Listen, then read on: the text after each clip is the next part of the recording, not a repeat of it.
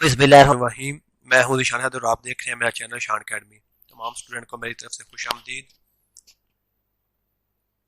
आज मैं आपको अपने इस वीडियो लेक्चर में एफएससी की मैथमेटिक्स का चैप्टर नंबर जो 1 है, जिसका नेम है नंबर सिस्टम, उसको स्टार्ट कराने लगा हूं। चैप्टर को स्टार्ट करने से पहले नए आने वाले स्टूडेंट से गुजारिश है कि अगर अभी तक आपने मेरे चैनल को सब्सक्राइब नहीं किया तो अभी ही चैनल को सब्सक्राइब कर लें और साथ ही बेल के बटन को प्रेस कर दें। बेल आइकन ऑन होने से फायदा ये होगा कि जैसे ही मैं नई वीडियो अपलोड करूंगा तो उसका नोटिफिकेशन आपको बर वक्त मिल जाएगा। आज हम एफएससी की जो मैथमेटिक्स है फर्स्ट ईयर की, उसका चैप्टर नंबर 1 जो है वो स्टार्ट करने लगे हैं। इंशाल्लाह इस बुक को एग्जाम से पहले पहले कंप्लीट करेंगे।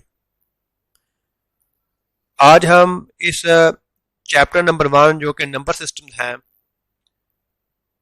कि एक्सरसाइज 1.1 को स्टार्ट करने से पहले एक्सरसाइज 1.1 में यूज होने वाले फंडामेंटल जो थिंग्स हैं, बेसिक जो बातें हैं, उनको समझते हैं। इन बेसिक चीज़ों को समझना निहायत ज़रूरी है। इसमें कुछ डेफिनेशंस हैं, कुछ एग्जाम्पल हैं। ये डेफिनेशन और एग्जाम्पल एग्जाम के पॉइंट ऑफ व्यू से बहुत ज़रूरी हैं। अगर हम इसकी बात करें तो ये हर दफ़ा इन डेफिनेशंस और एग्जाम्पल में से किसी न किसी बोर्ड में, पंजाब के किसी न किसी बोर्ड में ज़रूर क्वेश्चन दिए जाते हैं। तो इसलिए ये एग्जाम के पॉइंट ऑफ व्यू से ये वाली थ्योरी बहुत ज़रूरी है। अब हम स्टार्ट करते हैं एक्सरसाइज 1.1 में यूज होने वाले इंपॉर्टेंट थ्योरी।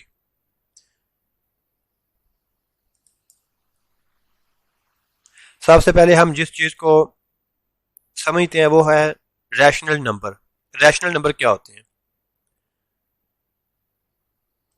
रैशनल नंबर की हम बात करें तो हर वो नंबर जिसको हम p बटा क्यू की शक्ल में लिख सकें, p डिवाइड बाय क्यू की फॉर्म में अगर मैं लिख सकें तो ये क्या होता है? रैशनल नंबर होता है। ठीक है जी, इस फॉर्म में लिख सकें। ये p ऊपर p और q यहाँ पे इंटीजर हैं, यानी कि कोई ना कोई नंबर होंगे और दरमियान में ये क्वोशंट की अलामत है, यानी बात डला हुआ है, तो इसको बटा भी कहते हैं। तो अगर इस फॉर्म में लिखा हुआ है p बाई क्यू या p बटा क्यू की शक्ल में अगर हमने कोई नंबर लिखा हुआ है, हमें दिया जाता है, तो वो क्या होगा? वो रैशनल नंबर होगा। हर वो नंबर जिसको हम p बटा क्यू की शक्ल में लिख सकें वो रैशनल नंबर होता है। और यहाँ पे एक और जो चीज़ बात समझने वाली याद रखनी है वो ये है कि ये जो क्यू होता है, नीचे वाला जो नंबर होता है ना, ये जीरो नहीं होना चाहिए, नॉट इक्वल टू जीरो। तो इसको बोलते हैं रैशनल नंबर। अगर इसकी एग्जाम्पल की बात करें तो एग्जाम्पल में आप देखें 1/2, 1/2 ऊपर वाला नंबर p है, नीचे वाला नंबर q है, तो ये 1/q हमने इस फॉर्म में इसको लिखा है, बटे की फॉर्म यानी फ्रैक्शन की फॉर्म में हमने इसको लिख लिया है। तो ये क्या है? एक रैशनल नंबर है। अगर एक कोई और एग्जाम्पल की बात करें तो ये 3/4 और एग्जाम्पल लें तो -7/2 और एग्जाम्पल लें तो 5/3। इस तरह बहुत सारे एग्जाम्पल ले सकते हैं। तो ये सारी एग्जाम्पल जो है आप देखें, ये सारी फ्रैक्शन की फॉर्म में लिखे गए हैं। तो ये नंबर क्या है? ये रैशनल नंबर है। p बटा क्यू की शक्ल में ही लिखे गए हैं, तो ये क्या है? रैशनल नंबर है। इसके अलावा अगर हम डेसिमल वाले नंबर देखें, डेसिमल पॉइंट वाले, जैसा कि 0.21 ये एक नंबर दिया गया है, तो ये भी रैशनल है, क्योंकि इसको भी हम इसका पॉइंट खत्म करके इसको हम 21/100 की फॉर्म में लिख सकते हैं। क्योंकि पॉइंट 2 नंबर के बाद आया तो नीचे भी 2 ही सिफर आएंगे। तो इस तरह ये 21/100 ये एक हमने p बटा क्यू की शक्ल में लिख लिया। ठीक है, तो ये भी क्या है? एक रैशनल नंबर है। एक साथ और बात आपने जो यहाँ पे याद रखनी वो ये है कि p बटा जो क्यू है ना, इसमें कॉमन फैक्टर नहीं होना चाहिए। ठीक है, ये देखें 1/2 है, इसमें कॉमन फैक्टर नहीं है, तो 3/4 में भी नहीं है, 7/2 में भी नहीं है, 5/3 में भी नहीं है, तो ये 21/100 में भी कॉमन फैक्टर नहीं है। तो कॉमन फैक्टर नहीं होने चाहिए इसमें। अब काम आप सोच रहे होंगे कॉमन फैक्टर सर क्या? कॉमन फैक्टर इस तरह देखें, अगर मैं यहाँ पे एक एग्जांपल लेता कि 8/4, तो ये एक इसमें कॉमन फैक्टर आ रहे थे कैसे, ये देखें इसमें ऊपर देखें, ऊपर क्या होगा, 8 क्या होता है, 8 4 टू द 8, नीचे क्या है, नीचे भी 4 है, तो ये देखें ऊपर भी 4 है और नीचे भी 4 है, दोनों में कॉमन फैक्टर एक जैसा फैक्टर आ रहा है। तो एक जैसा फैक्टर हो तो वो रैशनल नंबर नहीं होता, ठीक है, ये आपने बात याद रखनी है। तो पी और क्यू यहाँ पे दो इंटीजर नंबर हैं लेकिन इनमें कोई भी कॉमन फैक्टर नहीं है। अगर रैशनल नंबर की डेफिनेशन की बात करें तो उसकी डेफिनेशन इस तरह होगी। अगर हम डेफिनेशन को देखें तो a number which can be written in the form of P बटा Q where P and Q belong to Z Q not equal to zero called a rational number. यही कहा गया है कि number which can be written in the form, एक ऐसा number जिसको हम पी बाय क्यू की शक्ल में लिख सकें, इस पी बाय क्यू की फॉर्म में हम लिख सकें, और यहाँ पे पी और क्यू जो बोथ नंबर है वो बिलोंग टू जी, जी का मतलब एक इंटीजर कर रहे हैं, ठीक है जी, जो सही दाद होती है, आपको पता होना चाहिए इंटीजर को क्या होते हैं। और यहाँ पे जो क्यू है ना, वो नीचे वाला जो नंबर है वो नॉट इक्वल टू जीरो हो तो हम कहते हैं कि ये एक रैशनल नंबर है। तो इसकी एग्जांपल जैसे कि हमने ऊपर ली है, एग्जांपल की अगर बात करें तो वो यही है कि 1/2, ये जो पहले भी मैंने बताया 3/4, तो ये क्या है, ये एक रैशनल नंबर है। इसके बाद हम इर्रेशनल नंबर को देखते हैं। इरेशनल नंबर को अगर हम उसकी डेफिनेशन के अकॉर्डिंगली देखें तो इसको हम पी बाय क्यू की फॉर्म में नहीं लिख सकते, ठीक है जी, बाकी इसकी डेफिनेशन वही है। तो इसके एग्जांपल में हम देख सकते हैं कि इसकी अगर एग्जांपल की बात करें तो इसके एग्जांपल में होगा √2 √3, और इसी तरह अंडर रूट के अंदर पी, पी यहाँ पे क्या होगा, प्राइम नंबर, कोई भी प्राइम नंबर अगर अंडर रूट के अंदर आ जाए, जैसे के अंदर कोई भी मुफरत तादाद आ जाए तो उसको हम इर्रेशनल नंबर कहते हैं, इसको हम पी बाई क्यू की फॉर्म में नहीं लिख सकते। तो ये रैशनल नंबर और इर्रेशनल नंबर हो गया है। इसके बाद हम देखते हैं रियल नंबर क्या होता है।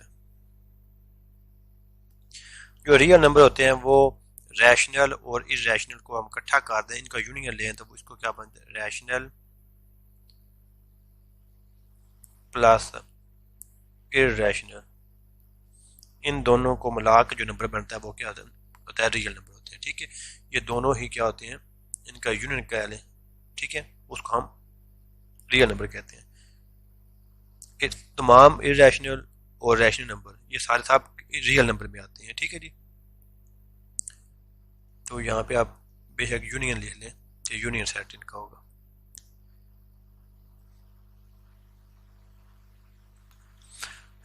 नेक्स्ट है टर्मिनेटिंग डेसिमल। महूद इशारत और हम पढ़ रहे हैं FSC की मैथमेटिक्स की बुक का चैप्टर नंबर 1 में नंबर सिस्टम, और नई टर्म है वो है टर्मिनेटिंग डेसिमल। अब हमने देखना है टर्मिनेटिंग डेसिमल क्या होता है। A decimal which has only a finite number of digits in its decimal part is called a terminating decimal। देखिए कोई हमारे पास अगर नंबर है ना, फॉर एग्जांपल मैं एक नंबर लेने लगा 202.04, तो देखें इसके डेसिमल पॉइंट में कितने नंबर आ रहे हैं, 2 नंबर आ रहे हैं, तो ये फाइनाइट है। कितने नंबर आ रहे हैं जी, कौन से नंबर आ रहे हैं, फाइनाइट, साथ लिख सकते हैं, यहाँ पे आ रहे हैं फाइनाइट नंबर, यानी कि इनको गिन सकते हैं। डेसिमल के बाद ऐसे नंबर जिनको हम गिन सकें वो होते हैं फाइनाइट नंबर। अगर तो फाइनाइट है तो उसको कहते हैं, यानी कि डेसिमल के बाद कुछ नंबर चलने के बाद ये वाली रकम जो एंड हो गई है, टर्मिनेट हो गई है, तो यहाँ टर्मिनेट से टर्मिनेटिंग डेसिमल पॉइंट बनता है, ठीक है। अगर डेसिमल पॉइंट के बाद फाइनाइट नंबर हो तो उसको बोलते हैं टर्मिनेटिंग डेसिमल। यानी कि मुख्तसर ये आप कह सकते हैं, अगर नुक्ता शरीय के बाद नंबर रुक जाए, 2 3 4 के बाद भी रुक सकते हैं, तो वो क्या होंगे, टर्मिनेटिंग डेसिमल होंगे। हम एक और एग्जांपल ले लेते हैं यहाँ पे, जैसा कि हमारे पास है 101.25704, तो देखें ये पॉइंट के बाद कितने नंबर के हैं, 1 2 3 4 5 नंबर। डेसिमल पॉइंट के बाद कितने नंबर आ रहे हैं, 5 आ रहे हैं। तो ये भी फाइनाइट नंबर डेसिमल पॉइंट है, ठीक है जी। तो यहाँ पे रुक गए ना, आगे तो नहीं बढ़ रहे मजीद, तो ये भी क्या है, टर्मिनेटिंग डेसिमल है। और ऐसे नंबर जो ना रुकें आगे चलते जाएं वो होता है नॉन टर्मिनेटिंग, ठीक है, नॉन टर्मिनेटिंग होते हैं अगर ना रुकें तो यहाँ से हमें पता चल गया टर्मिनेटिंग और नॉन टर्मिनेटिंग का। अब हम नॉन टर्मिनेटिंग डेसिमल पॉइंट की एक एग्जांपल देख लेते हैं। अगर हम नॉन टर्मिनेटिंग डेसिमल पॉइंट की बात करें तो इसकी एग्जांपल देते हैं। तो आप देख सकते हैं नॉन टर्मिनेटिंग डेसिमल पॉइंट वही रकम वो होती है जिसमें पॉइंट के बाद कितने नंबर आ रहे हैं, 1 2 3 4 5 6 7 और आगे ये सो ऑन इस तरह चल रही है। तो ये एंड नहीं हो रहे, टर्मिनेट नहीं हो रहे, तो इसलिए इसको बोलते हैं नॉन टर्मिनेटिंग डेसिमल पॉइंट। अब नहीं हम एक और टर्म सीखते हैं, रिकरिंग डेसिमल। इसका मतलब होता है रिपीट होना, बार बार रिपीट होना। अगर हमारे पास एक ऐसा नंबर हो जिसमें डेसिमल पॉइंट के बाद नंबर बार बार रिपीट हो रहा हो तो उसको बोलते हैं रिकरिंग डेसिमल। और ये भी एक रैशनल नंबर होता है, याद रखना। फॉर एग्जांपल हम देखें, अगर यहाँ पे एग्जांपल की बात करें तो 1.3333333 ये खत्म ही नहीं हो रहा, सो वन इस तरह के आगे सो वन चल रहा है। तो ये रिपीट हो रहा है डेसिमल पॉइंट के बाद, तो ये रिकरिंग डेसिमल होगा। और ये क्या होगा, इसको भी हम p बाय क्यू की शक्ल में लिख सकते हैं, इसलिए ये भी एक रैशनल नंबर है। आपने ये याद रखना है, अगर एक नंबर रिपीट हो रहा है डेसिमल पॉइंट के बाद वो एक रैशनल नंबर होता है। तो ये देखें, ये एक नंबर है 3 सिर्फ 3 रिपीट हो रहा है, लेकिन बाज़ औक़ात ऐसे भी हो सकता है कि हम कोई और एक और एग्जांपल लेते हैं, उससे आपको पता चलेगा। देखें 2 1 है, इसके बाद पॉइंट में आ रहा है 1 3 4, फिर आ रहा है 1 1 3 4, ठीक है जी। तो देखें, अब देखें ये पॉइंट है, डेसिमल पॉइंट है, तो इसके बाद देखें 1 3 4 रिपीट हुआ है, फिर 1 3 4 रिपीट हुआ है, फिर 1 3 4, फिर 1 3 4, इस तरह ये रिपीट होता जा रहा है।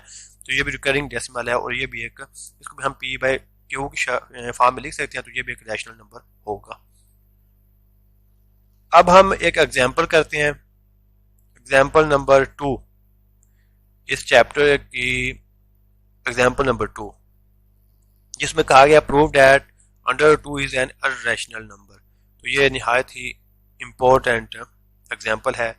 बहुत दफ़ा ये लाहौर बोर्ड, गुजरात बोर्ड, तकरीबन हर बोर्ड में इसको किसी न किसी एनुअल एग्जाम में दिया गया है, तो इसलिए ये एग्जाम के पॉइंट ऑफ व्यू से ये निहायत इम्पोर्टेंट है। एग्जाम्पल को स्टार्ट करने से पहले आप स्टूडेंट से गुजारिश है, अगर आपको वीडियो अच्छी लगे तो वीडियो ने आपको अपने वीडियो को लाइक ज़रूर देना है। अगर कुछ चीज़ समझ ना आ रही हो तो आप कमेंट करके पूछ सकते हैं, आपको रिप्लाई ज़रूर दिया जाएगा। इसके साथ साथ इस वीडियो को अपने दोस्तों के साथ भी शेयर करें। इंशाल्लाह हम एग्ज़ाम से पहले पहले इस फर्स्ट ईयर की मैथ की जो बुक है इसको कंप्लीट कर देंगे, तो आप एक अच्छी तैयारी कर सकते हैं अगर आप इस चैनल के साथ जुड़ जाते हैं। अगर अभी तक आपने चैनल को सब्सक्राइब नहीं किया तो अभी ही चैनल को सब्सक्राइब कर लें और हमारे साथ जुड़ जाएं। अब हम एग्जाम्पल नंबर 2 को देखते हैं। ये वाली एग्जाम्पल निहायत इम्पोर्टेंट है, काफ़ी बार एग्जाम पेपर में आ चुकी है, इसलिए आपने इस एग्जाम्पल को निहायत ध्यान से करना है और इसको बार बार प्रैक्टिस इसकी करनी है, तब जाके आप इसमें महारत हासिल कर सकते हैं। एक बार ये वीडियो को देख लेने से आप इस एग्जाम्पल को अच्छी तरह नहीं कर सकते, क्योंकि जब आप इस एग्जाम्पल को देख रहे होंगे तो आपको ऐसा लगेगा कि आपने इस एग्जाम्पल को सीख लिया है, अब आप कर सकते हैं, लेकिन खुद से करेंगे तो आप बहुत सारी गलतियां करेंगे। इसलिए आपसे गुजारिश है कि अच्छी प्रैक्टिस ही आपको इसमें महारत हासिल दे सकती है। तो इसलिए आपने इसमें महारत हासिल करने के लिए इसको बार बार इसकी प्रैक्टिस करनी है इसकी। तो चलिए यहाँ पे हम स्टार्ट करते हैं इस एग्जाम्पल नंबर 2 को। इसको हमने कंट्राडिक्शन मेथड से हमने इसको सॉल्व करना है। किस मेथड से? कंट्राडिक्शन मेथड क्या होता है? वो ये होता है, देखें ये जो नंबर है ना, ये जो √2 नंबर है, √2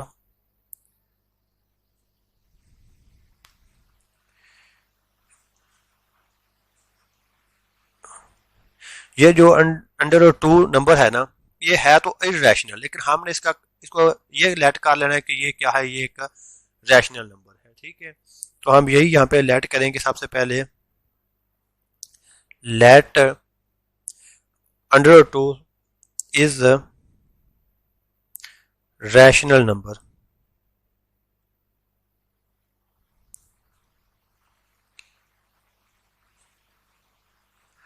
ठीक है, तो हमने यहाँ पे ये क्या कर लिया है, हमने उल्ट लेना है, यानी कि है तो ये इरेशनल, लेकिन हमने इसको लेट कर लिया कि ये एक रैशनल नंबर है, तो इसको ही बोलते हैं कंट्राडिक्शन मेथड। तो अब हमने जब इसको हमने रैशनल तस्वर कर लिया है, तो फिर क्या होगा कि ये जो नंबर है ना अंडर 2, ये जो अंडर 2 जो नंबर है, ये बराबर होगा, इक्वल होगा पी बाय क्यू के। क्योंकि पी बाय क्यू क्या होता है, ये एक रैशनल नंबर होता है, तो इसलिए स्क्वायर रूट 2 किसके इक्वल होगा, पी बाय क्यू के। तो यहाँ इसको हम क्या लेते हैं, फर्स्ट इक्वेशन। आपको यहाँ पे ये भी ज़हन में रखना चाहिए, पी और क्यू ये बोथ क्या है, ये दोनों नंबर क्या है, ये एक इंटीजर है, ये बिलोंग करते हैं इंटीजर को।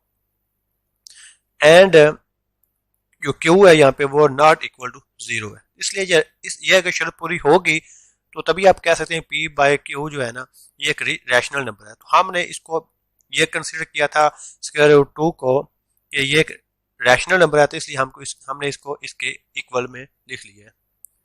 तो आप सिंपली जस्ट हम यहाँ पे क्या करेंगे, ये क्यू इस साइड पे क्या हो रहा है, इस साइड पे डिवाइड हो रहा है, तो इस साइड पे ये क्या होगा, ये मल्टीप्लाई हो जाएगा। अगर हम इसको तरतीब दे के लिखें तो पी इधर लिख सकते हैं, और तो इससे कोई फर्क नहीं पड़ता ऐसे। तो अब हमने ये जो इसके 2 के ऊपर जो है ये जजर है ना, इसको हमने ख़त्म करना है। तो अगर हम क्या करें, बोथ साइड पे हम क्या ले लें, अगर हम बोथ साइड पे स्क्वायर ले लेते हैं तो हमें क्या मिलेगा, हमें मिलेगा पी का स्क्वायर इक्वल टू, ये ख़त्म हो जाएगा, ये इससे कट जाएगा, 2 आ जाएगा, और क्यू के ऊपर स्क्वायर आ जाएगा।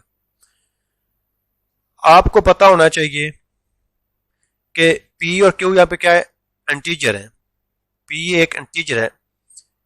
फॉर एग्जांपल पी का मतलब यहाँ पे अगर 1 है तो पी का स्क्वायर भी क्या होता है, वो भी एक इंटीजर होता है। पी का स्क्वायर भी क्या होगा, वो भी एक इंटीजर ही होगा। ठीक है, मसलन अगर 1 का स्क्वायर लें तो वो भी क्या होगा, 1 ही होगा। तो कोई ना कोई नंबर ही आएगा ना, तो इसलिए हम इसको इंटीजर पी लिख सकते हैं। ये कोई, तो ये पी हो जाएगा और ये इक्वल टू 2 क्यू आ जाएगा, क्योंकि क्यू भी इंटीजर है, क्यू का स्क्वायर भी इंटीजर होगा, तो ये 2 क्यू के इक्वल होगा।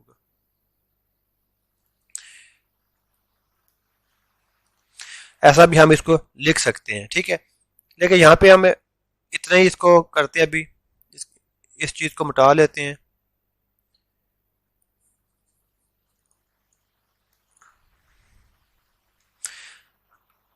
इसको हम कह लेते हैं अपनी इक्वेशन नंबर 2। पेज को थोड़ा नीचे कर लेते हैं यहां तक। अब आप देखें कि always square root of integer is also integer. ये जो कि अभी मैंने आपको बताया है, अगर फॉर एग्जांपल पी या क्यू एक क्या है, ये क्या है, ये इंटीजर है, तो इसका स्क्वायर भी क्या होगा, इंटीजर ही होगा, आई ही होगा। अगर p इक्वल टू आई है, इंटीजर नंबर है, तो उसका स्क्वायर भी क्या होगा, आई ही होगा। फॉर एग्जांपल देखें, जैसे 2 है या 1 है, तो ये भी क्या इंटीजर है। अगर इसका स्क्वायर ले लें तो क्या आएगा, 4 आ जाएगा। 4 भी एक इंटीजर है, तो इसलिए जब कोई इंटीजर होता है ना, उसका स्क्वायर भी क्या होता है, वो भी हमेशा इंटीजर ही होता है। तो ये आई हो जाएगा। ठीक है, अच्छा, अब जब आपको इतनी समझ आ गई तो अब आगे देखें। ये इंटीजर है ना, जब भी किसी इंटीजर को 2 से मल्टीप्लाई करते हैं, इंटीजर को मल्टीप्लाई कर दें 2 के साथ, तो वो बन जाता है इवन नंबर ई। यहाँ पे इवन को मैं ई से डिनोट करूंगा, ई ई ई बन जाता है, ई इवन यानी कि जुफ्त नंबर बन जाता है। कैसे, एग्जांपल देखें। जब भी इंटीजर को हमने मल्टीप्लाई किया जिससे 2 से, तो क्या बन गया हमारे पास, ई इवन नंबर। कैसे, अब इंटीजर इंटीजर को क्या नंबर है, इंटीजर 1 भी हो सकता है। 1 को 2 से मल्टीप्लाई करें तो क्या आएगा, टू, इंटीजर टू भी हो सकता है, टू का जब टू से मल्टीप्लाई करें तो क्या आ सकता है, फोर, फोर भी इवन है। इंटीजर थ्री अगर लें तो थ्री को मल्टीप्लाई करें टू के साथ तो क्या आ जाएगा, सिक्स। तो देखें जब भी हमने किसी भी इंटीजर को टू से मल्टीप्लाई किया तो हमें क्या मिल रहा है, इवन नंबर मिल रहा है। ठीक है, इतनी बात आपको समझ आ गई होगी। अब हम आगे बढ़ते हैं। अब आप देखें इस इक्वेशन नंबर टू को, पी एक क्या था, पी एक इंटीजर, इंटीजर का स्क्वायर क्या होता है मैंने बताया, वो भी इंटीजर होता है, उसको हम वही लिख सकते हैं, कोई ना कोई नंबर ही होगा, पी लिख, उसका हमने पी क्या है, पी लिख लिया है। अब देखें क्यू भी इंटीजर, क्यू का स्क्वायर भी इंटीजर होता है। देखिए यहाँ पे देखें, एक मिनट पहले ये देखें, क्यू क्या है, इंटीजर है, क्यू का स्क्वायर भी क्या होगा, इंटीजर होगा, तो फिर कोई नंबर क्यू ही आएगा ना। यहाँ अब ये भी आपका, अगर आपको कंफ्यूजन हो जाए यहाँ तक रखें, क्यू का स्क्वायर क्या होता है, इंटीजर, क्यू एक इंटीजर है, क्यू का स्क्वायर भी इंटीजर होगा। जब इंटीजर ये आई हो गया ना इंटीजर, जब इसको टू से मल्टीप्लाई किया तो ये क्या बन गया, इवन नंबर। तो इवन नंबर बन गया, यानी कि टू क्यू की स्क्वायर जो है ये एक इवन नंबर है, क्या है का, इवन नंबर है। और इवन नंबर को हम किससे डिनोट करते हैं, टू एन से, किससे, टू एन या टू एम से, टू एम कह लें, टू एन कह लें, ठीक है, इससे हम इसको डिनोट करते हैं। तो टू क्यू के स्क्वायर की जगह पे हम टू एम लिख सकते हैं, तो यहाँ पे क्या होगा, टू एम लिख लिया हमने। तो ये हमारी इक्वेशन नंबर थ्री होगी। तो इसको बाकी को हम राफ अमल को हम हटा देते हैं।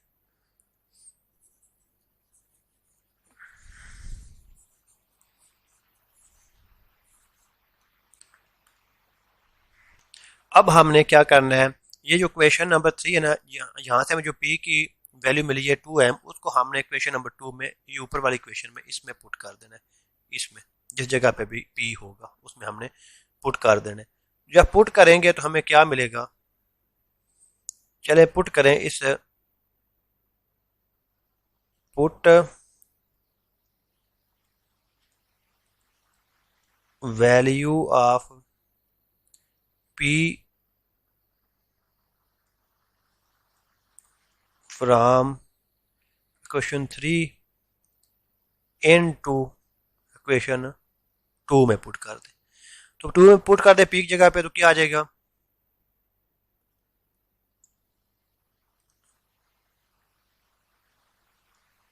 टू एम का स्क्वायर हो जाएगा इक्वल टू टू क्यू का स्क्वायर। तो यहां से आप देखें टू का स्क्वायर क्या होगा, फोर, एम का स्क्वायर आ जाएगा इक्वल टू टू क्यू का स्क्वायर आ जाएगा। टू वन दी टू, टू टू दी फोर, तो इस तरह two M square equal to Q square.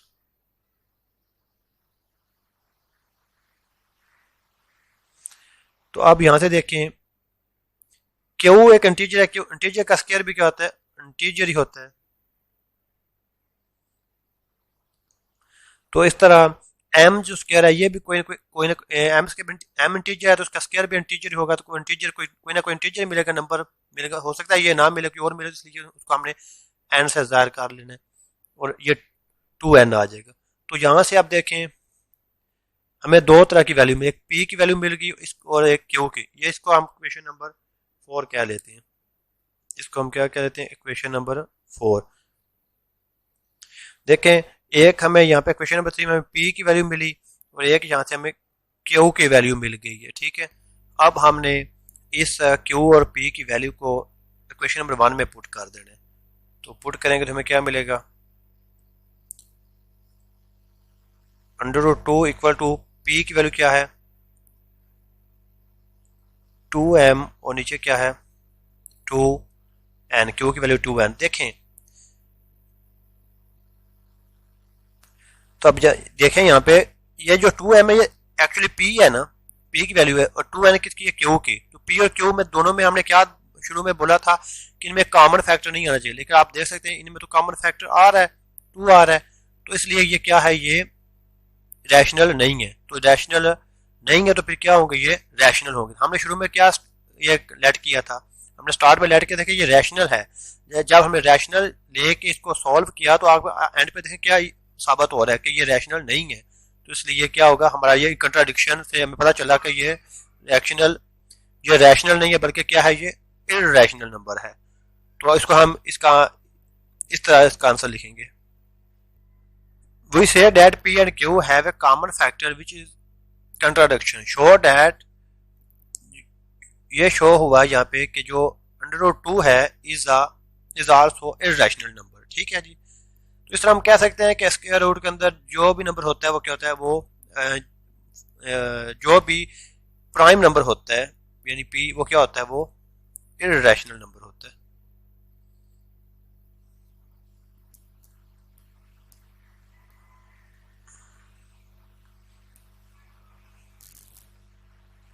ठीक है जी। अगर आपको ये वीडियो अच्छी लगी तो वीडियो को लाइक जरूर करना है और अपने दोस्तों के साथ वीडियो को शेयर करें। नेक्स्ट वीडियो इस एक्सरसाइज 1.1 की जो थ्योरी है वो हम पार्ट नंबर 2 में नेक्स्ट वीडियो में उसको सॉल्व करके अपलोड करेंगे।